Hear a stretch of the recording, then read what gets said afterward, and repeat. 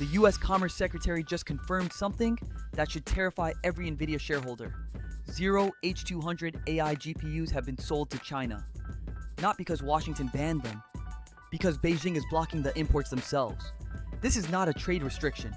This is China weaponizing its own market to starve American AI hardware and force-feed its domestic semiconductor champions.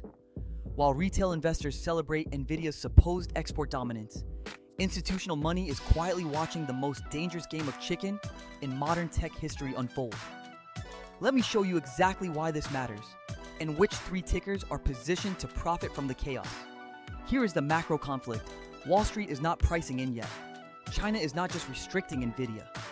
They are engineering a controlled famine of American AI chips to create artificial demand for homegrown alternatives like Huawei's Ascend processors.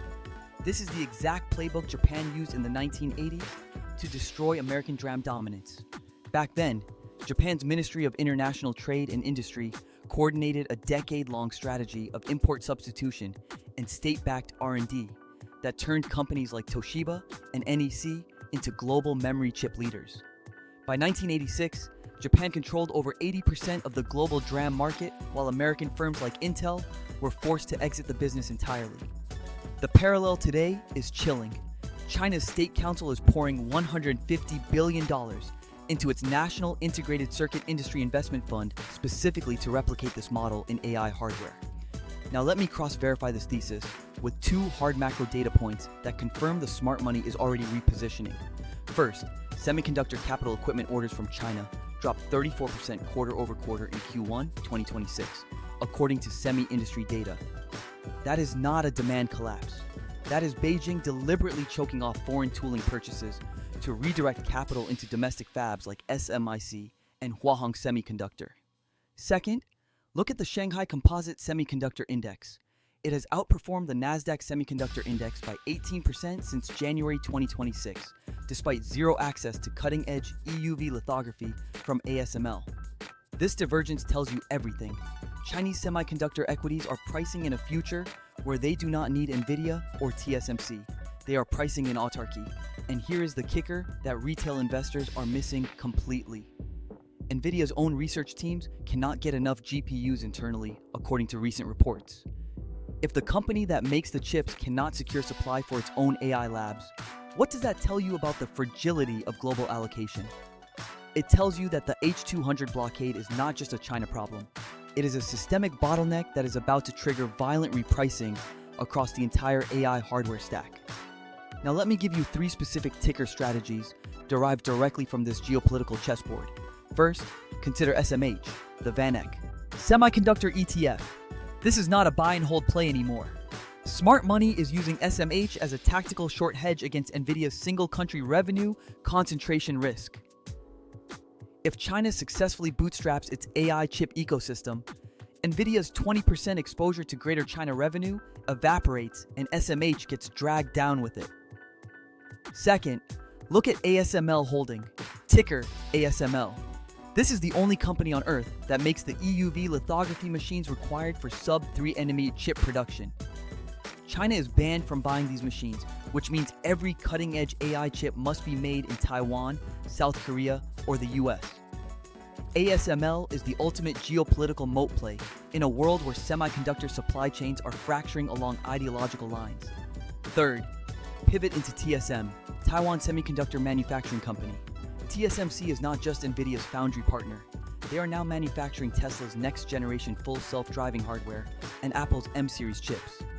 If China's domestic GPU push fails to achieve performance parity with Nvidia by 2027, every AI hyperscaler will double down on TSMC capacity. That makes TSM the single most important choke point in the global AI race. Now here is the historical case study that reveals where this is all heading. In 1985, the US and Japan signed the Plaza Accord, which forced the yen to appreciate 50% against the dollar over 2 years. American policymakers thought this would kill Japan's export-driven semiconductor dominance. Instead, it turbocharged Japanese firms to move aggressively into high-margin, high-value products like DRAM and NAND flash. By 1989, 6 of the top 10 semiconductor companies in the world were Japanese. The lesson is brutal. Trade restrictions do not kill industrial policy.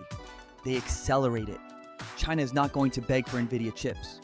They are going to build a parallel AI hardware ecosystem that is good enough for 80% of use cases and then flood emerging markets with subsidized alternatives. By 2028, you will see Chinese AI accelerators powering data centers in Southeast Asia, Latin America, and Africa at half the cost of Nvidia's GPUs. That is when the real margin compression begins.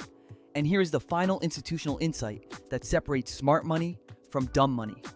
Nvidia's $1 trillion revenue target through 2027 assumes zero disruption to its China-adjacent supply chain.